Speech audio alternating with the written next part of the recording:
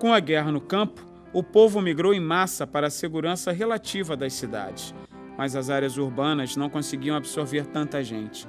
Faltavam serviços básicos como atendimento médico e educação. Não havia moradia suficiente nem empregos. Sem agricultores nos campos, havia escassez de alimentos. A mãe Angola, que antes exportava alimentos, tornou-se dependente de ajuda humanitária estrangeira para que seus filhos não morressem de fome. A fome, porém, não era o único instrumento de destruição em Angola. A morte se escondia nos campos, vilarejos e nas estradas na forma de minas terrestres, capazes de matar ou mutilar o desavisado. As minas são uma espécie de lombada explosiva. Diferente das lombadas de trânsito, são ocultas, colocadas alguns centímetros abaixo da superfície do solo, com o objetivo de impedir o avanço do exército inimigo. São acionadas pelo peso do corpo em contato com o local minado. No auge da guerra, estima-se que havia uma mina para cada angolano, entre 15 e 20 milhões de bombas à espera de um passo infeliz.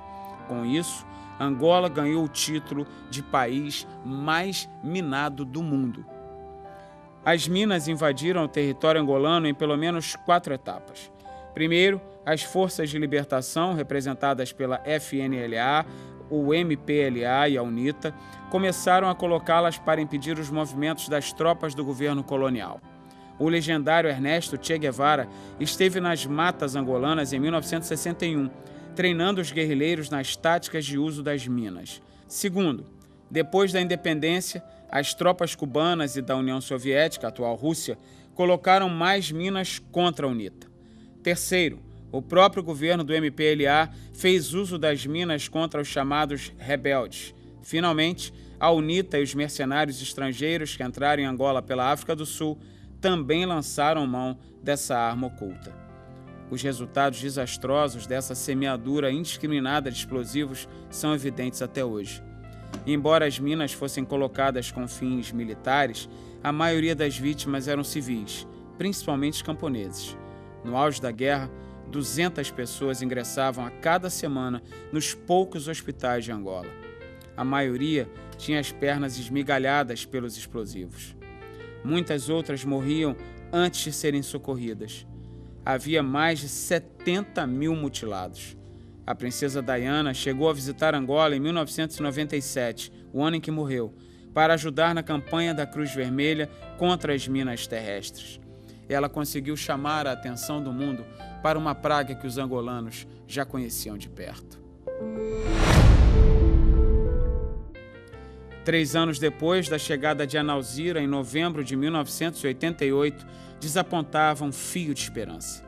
O desgaste dos dois lados com as crescentes ações militares deu início a um processo de inevitáveis conversações de paz.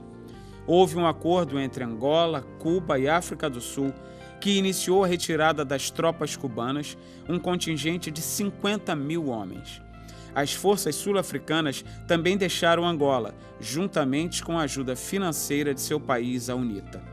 No ano seguinte, em 22 de junho, aconteceu uma reunião histórica no país vizinho, Zaire. Nessa ocasião, José Eduardo dos Santos, presidente de Angola, apertou a mão de Jonas Savimbi, líder do movimento guerrilheiro UNITA. Os dois lados expressaram o desejo de implementar o cessar-fogo e, ao mesmo tempo, começariam um processo de reconciliação nacional e de negociações diretas. Porém, a exemplo de tantos outros episódios na história angolana, não demorou muito para que a decepção chegasse. 2 meses depois, a UNITA declarou fim ao cessar-fogo e o conflito se arrastava novamente. Em meio a esse retrocesso, as facções assinaram o Tratado de Paz em 1991. Apesar das violações do tratado, realizaram-se ações multipartidárias em 1992 sob a supervisão de forças de paz da ONU. Venceu o MPLA. Com acusações de fraude, Jonas Savimbi rejeitou o resultado e a guerra civil foi retomada, devastando o país novamente e provocando fome em larga escala. Milhares de estrangeiros fugiram.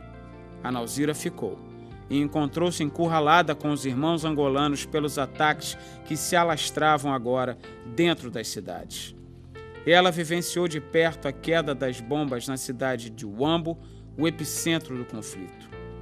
A batalha decorrente das eleições, deflagrada nos primeiros meses de 1993 e conhecida pelos angolanos como a Guerra dos 55 Dias, é narrada por Analzira no primeiro capítulo deste livro.